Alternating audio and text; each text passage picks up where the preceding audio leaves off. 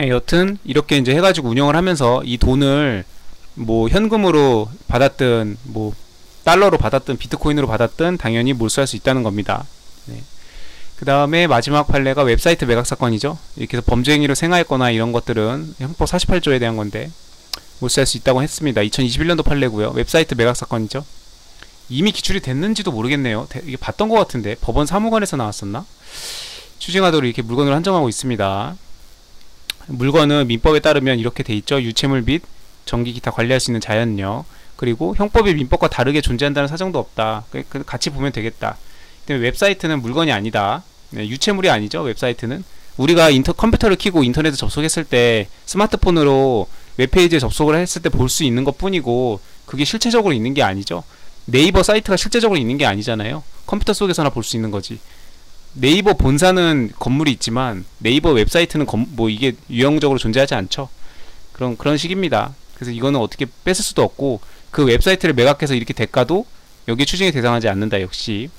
그래서 웹사이트와 이 웹사이트 매각 대금 다 이 추징을 했던 사안이죠. 웹사이트 매각 대금을.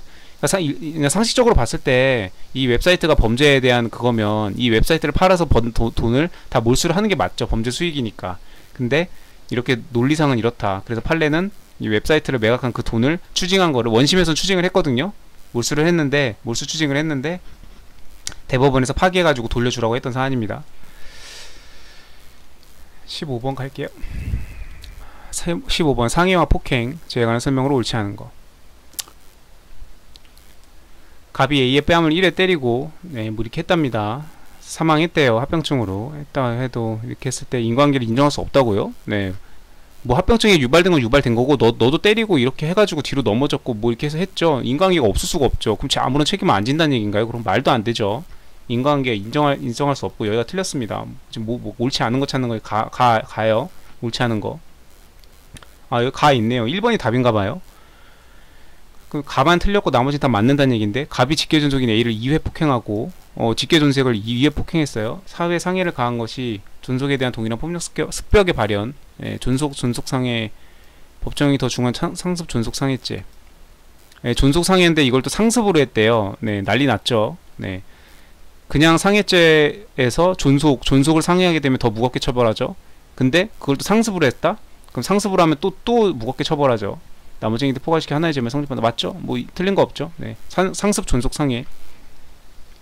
갑이 A를 협박하여 A로 하여금 자상케 한 경우, 갑이 A를 협박해서 A로 하여금 자상케 한 경우, 갑이 A를 협박해서 A로 하여금 본인 몸을 추행하게 한 경우 다 똑같죠. 네, 당연히 죄 성립하죠. 갑에게 상해의 결과에 대한 인식이 있고 당연히 예상할 수 있죠. 네. 야, 이 커터칼로 네 손목 그어. 그러면 어떤 결과가 생길지 뻔히 당연히 예상할 수 있잖아요. 당연히 인식하고 있었던 거고요. 야, 네가 네 손으로 네 가슴 만져봐. 똑같죠. 강제추행. 그 협박의 정도가 A의 의사결정의 자유를 상실케 하며 족한 것인 이상 당연히 갑은 뭐 상해죄 구성하죠. 당연한 거 아닌가요? 왜 이런 걸 왜 문제로 내는지 좀 의아하네. 뭘 물어보는 문제지? 이렇게 너무 당연한 문장들이 나오면은 이게 출제자가 뭘 원하는 거지?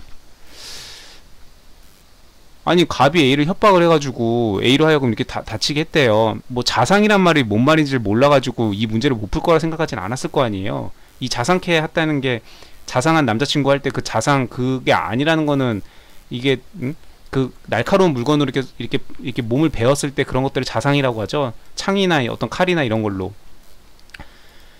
이런 용어를 모를 거라고 생각해서 이런 문제를 내진 않았을 거 아니에요. 그럼 갑에게 상해의 결과에 대한 인식이 있고 협박의 정도가 자유를 상실케 하면 족한 것인 이상 당연히 죄가 성립하겠죠. 그러면은 이거 뭘 물어보는 거지? 이걸 틀렸다고 할 사람이 있을까요? 그냥 라로 넘어갈게요. 갑이 A의 신체에 공간적으로 근접하여 고성으로 폭언이나 동시에 손가락 왜 이런 거 많이 하죠? 왜 그 차마 때리지는 못하고 이걸 확 그냥 이러면서 손 들면서 이렇게 때리는 신용하는 거 많잖아요. 이렇게 이 길거리에서 길거리나 호프집에서 이렇게 시비 붙는 거 보면은 저 개인적으로 그런 사람들 굉장히 싫어합니다. 예.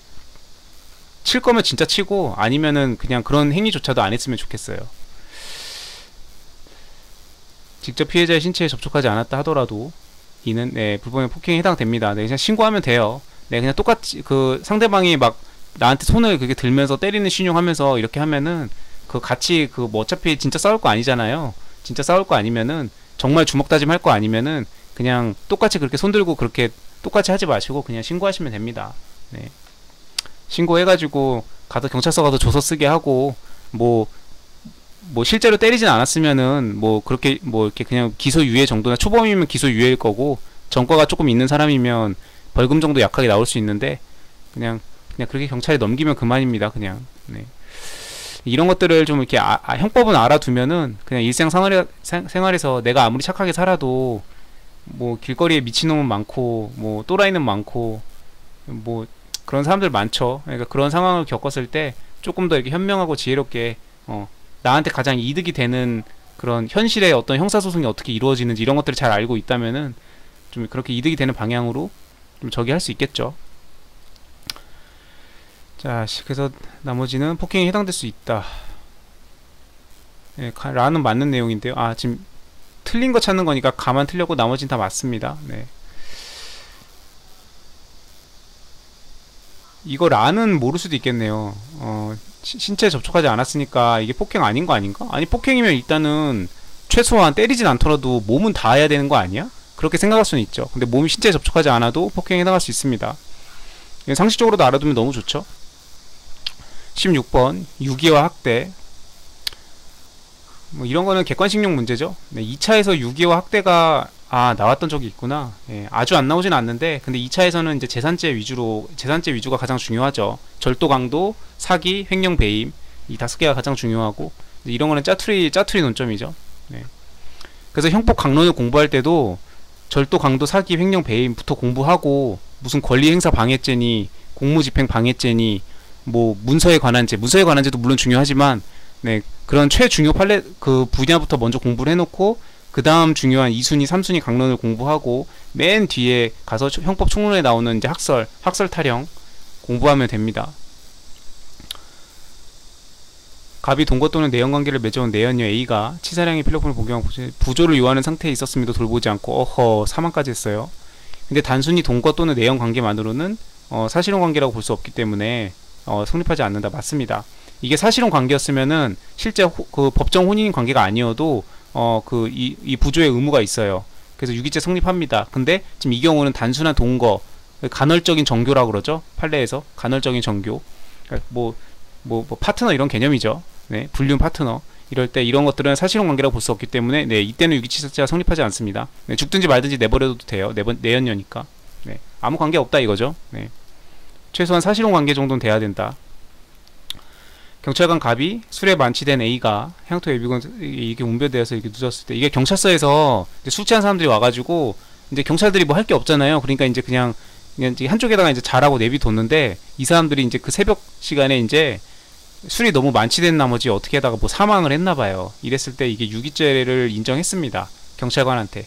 아니 국가경찰관서에서 지금 국민이잖아요. 술에 만취가 돼서 꼴배기 싫지만 어쨌든 국민 아닙니까?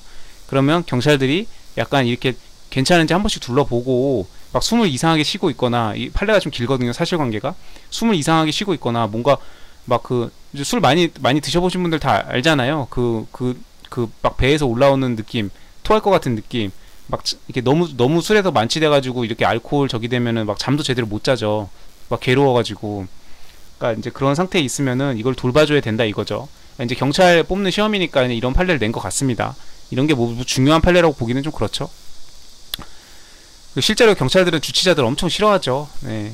맨날 씨름하는 게 이 주치자들하고 씨름하는 것 중에 이 일과가 하나인데 하여튼 이런 판례도 있다는 거. 경찰 시험이니까 그냥 알아두라고 낸 것 같아요.